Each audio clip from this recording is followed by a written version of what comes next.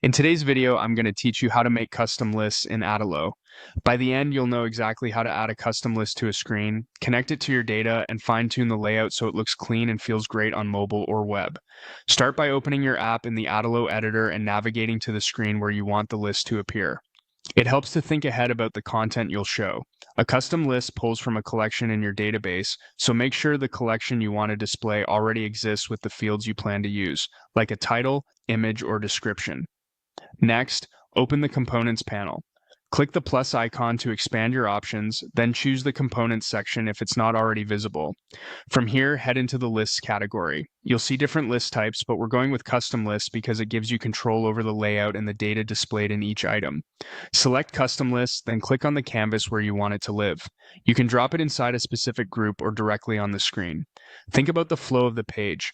Place it where users expect to scroll and leave enough space around it for a header or filters you may want to add later.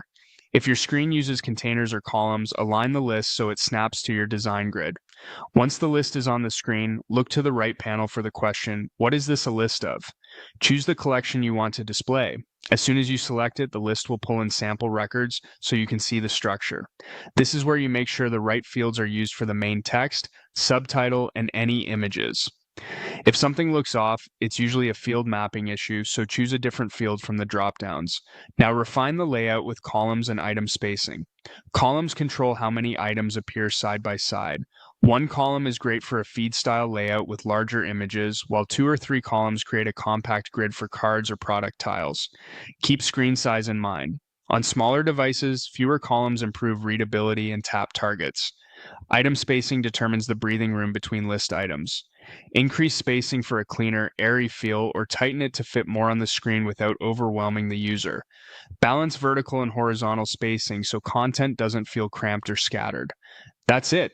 You've added a custom list, connected it to your data, and tuned the layout to your design.